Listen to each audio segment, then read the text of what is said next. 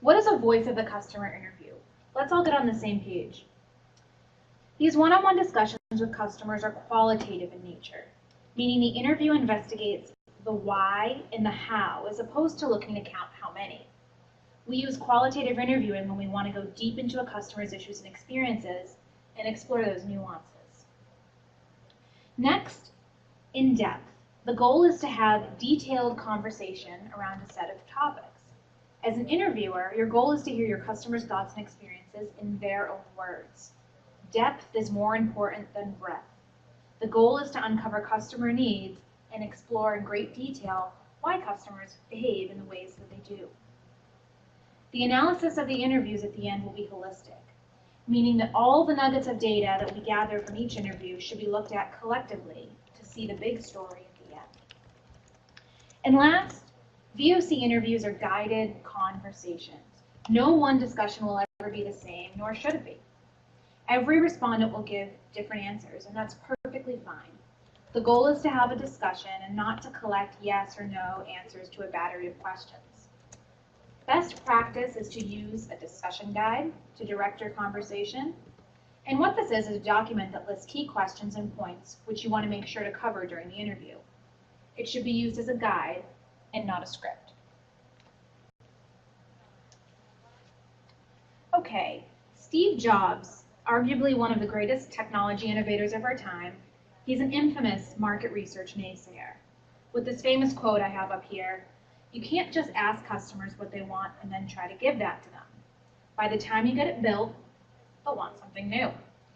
Although there's some truth to what Jobs says here, he makes a fundamental mistake, assuming that in market research, we're simply asking the customer, what do you want? If you ask a question like this, it's not surprising that what you'll hear is a regurgitated version of yesterday's solution and not the customer's actual needs. So in a sense, yes, Jobs is right. We can't ask the customer to come up with the latest and greatest solutions. The key difference is that in a great VOC interview, we strive to uncover needs. What is it that the customer is trying to accomplish with your product or service? What's easy about it? What's difficult about it?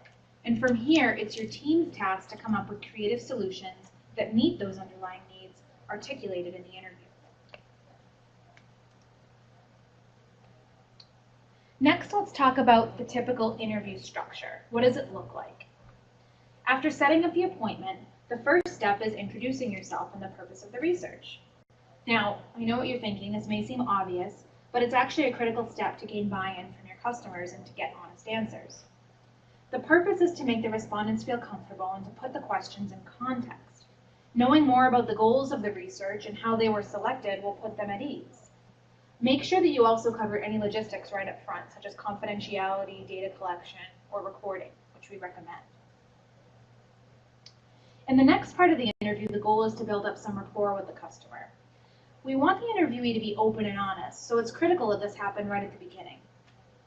Asking easy rapport-building questions will warm the respondents up and better prepare them to answer more complex questions later in the discussion.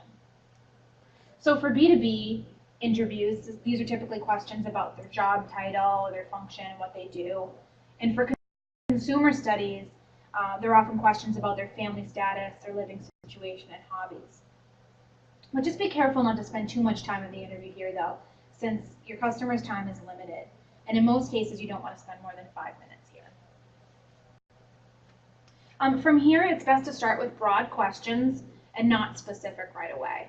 This allows customers to share with you what's top of mind for them and let you know where they want to take the conversation. And what it does is it also removes bias from the process. So once you ask the broad questions, drill down into specifics. And the bulk of the interview will actually be spent here, paying careful attention to what the customer is saying, and then diving deeper into the areas he or she has experiences or strong opinions to speak of. So here's an example of what it might look like. A specific question. Tell me about when you printed your ticket at the kiosk inside the terminal. That would be a specific question about travel. General question. Tell me about the last time you went to the airport for business travel. Now the difference here. The customer may have many experiences and stories in the airport that he or she wished to discuss. The customer may not even have used the kiosk inside the terminal for the ticket the last time he or she traveled, and so the question might be irrelevant to them. It's critical to remain aware and adjust your questioning based on how the interviewee is responding.